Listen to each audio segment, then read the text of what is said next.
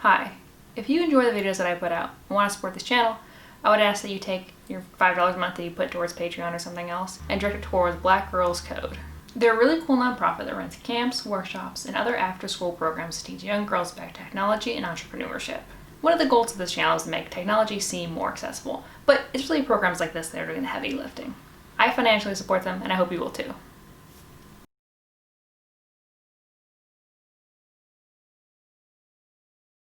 I'm sorry, I didn't see you there. This video was created for an Element 14 Women Engineering contest. It didn't actually specify anywhere that the project had to work by the end. Let me tell you, I took full advantage of that loophole. Please enjoy. I'm Clarissa, and you're watching Element 14.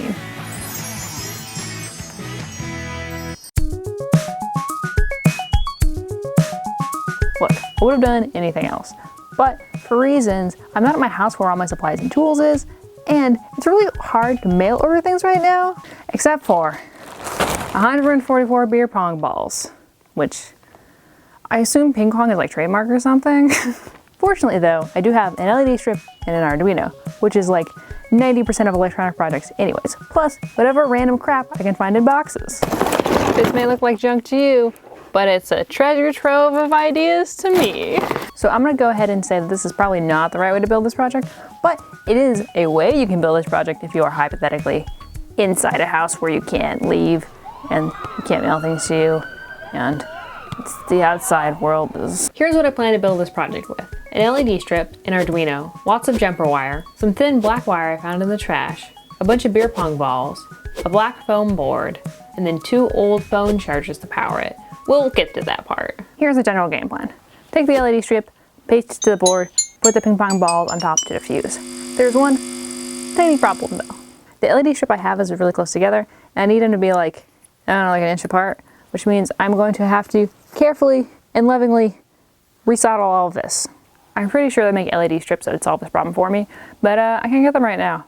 And this will probably work. It's just at what cost to my sanity? We didn't have any helping hands here, so my brother lovingly built me this DIY version with wire and old jumper cables. It's pretty good. Feel free to roast my subpar soldering skills in the comments below.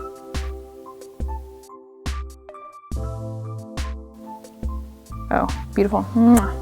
So I've been testing as I go, and unbelievably these work somehow. Duh. So now I gotta do this like 100 more times.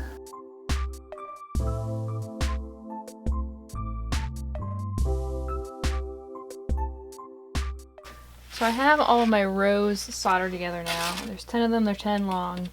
But I haven't been able to really test them. So I think it's gonna be just a lot of troubleshooting now. I think I'm gonna make sure a row works and then hot glue it down to the board and then keep going from there. I already know this first row works. This row doesn't quite work yet. So I'm gonna hot glue this row down and I can continue troubleshooting.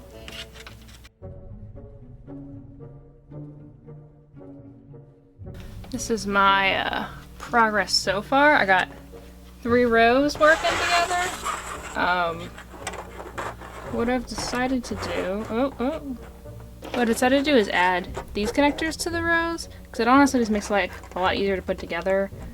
Soldering the corners while it's glued to the board is kind of difficult. And then since I wasn't able to test these once I verify it's working, then I hot glue it down and just hope it doesn't move and it keeps working. Because these connection points are so delicate, it's just such a giant pain. Such a giant pain to work with, honestly. But I think if I'm just patient, I can get this to work. But it's gonna be a while.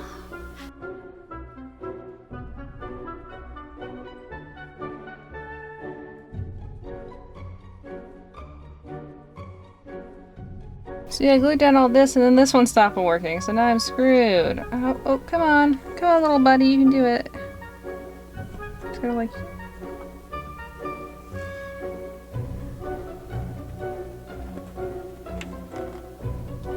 Oh, thinking about it. It was just working, come on. Oh, did it work? Did it work? Did it work? Oh, that one did it.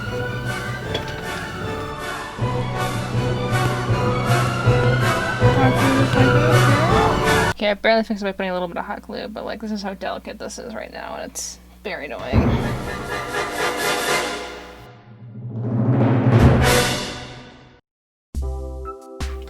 So I've made about like 5 rows in, and it seems to be working okay. I'm a little bit nervous because at any point, one of these solders could break and ruin everything. But I've come to the realization that I literally just took a nice LED strip, tore it apart, and then built a crappier LED strip. And what a waste of time. I keep running into problems like this where like, right, this last LED isn't lighting up, and like I don't know why, and it could be, it's probably one of the solder points, but I don't know which one. But I'll spend a little more time on it. I could probably get most of them working, if not all of them, but we'll see how much patience I have. Okay, but let me show you what the power system for this is, because it's absolutely garbage. So first we got our Arduino hooked up to the line here, and we're gonna use this charger that I found in my house, and then to power the strips I found this other one. We're gonna plug this in.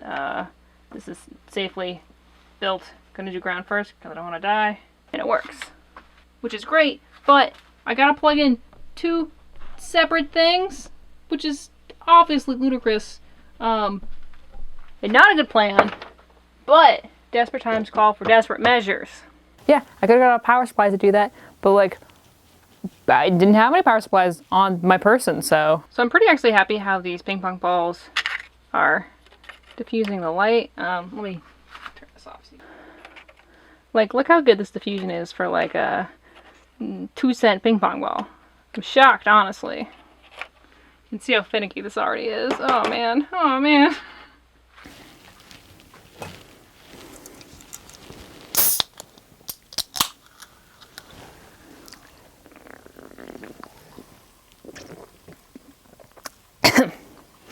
So let's talk about Neopixels for a second. So Neopixels are a line of addressable LEDs from Adafruit.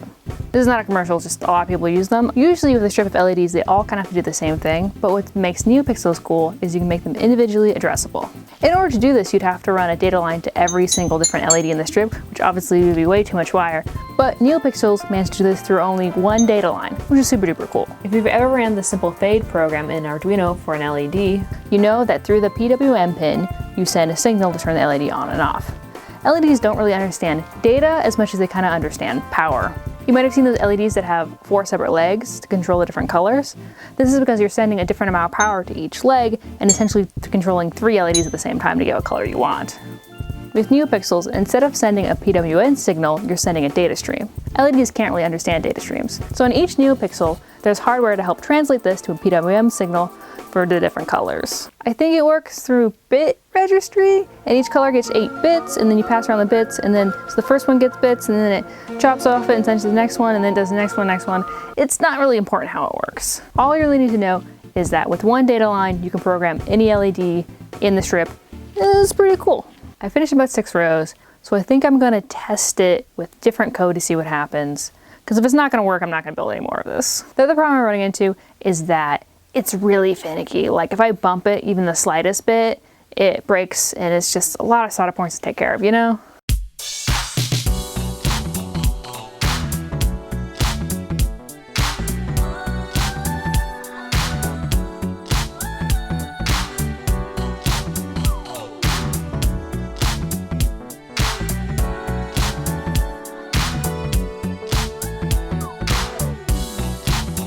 So this is what I'd been using to test it, and it looks fine, but I think that was a mistake because it's not doing anything complex enough to really test kind of the data abilities, does that make sense? I just told it to show one color for all of them. The data is getting all messed up through the thing, and it's just doing whatever it wants. It's disaster. Oh, it goes all red. Okay, we're good. We're looking good. See, it's going well. And then let's go to the next color. Okay, mostly good. Well, we got a few weird ones in there. Also, you can see right here where I accidentally knocked it when I was moving it, and now this is gonna stop working there. So this is some code that Liz gave me to test. 90% of the way there sometimes, and then sometimes it just completely gives up. What are you doing? Like even like bumping it a little bit will change what's happening. Oh, come on.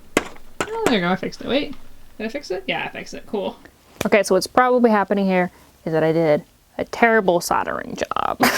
but getting that data line really solid is important because if the signal is intermittent, that's technically sending a different data than you intended to send, which is probably like why it's doing all these wacky things. When you solder 100 LEDs, not all of them are going to be winners, and unfortunately when one isn't, it messes up your whole data stream, and then your thing doesn't output what you expect it to. Okay, things I should have done better. Testing each strip before I put them all together. The second problem was that the design of this was atrocious. Mostly because it required me, a person who's okay at soldering, to do a bunch of really hard soldering, and then it's really important that it's all done very well. So like, the success rate of this actually working was probably pretty low to begin with.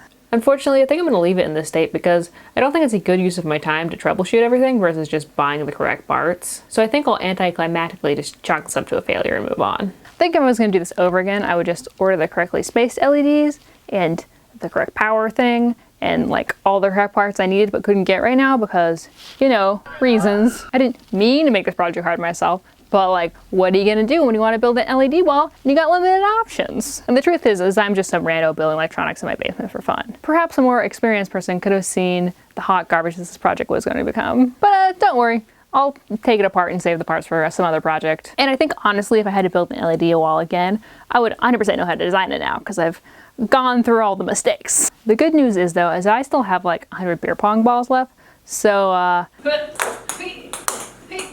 think the real moral of the story is don't do what I did. That's all we have for today. Do you know why it's called Element 14? I can't figure it out. Someone please tell me on the Element 14 community at element.14/presents. We'll see you next time.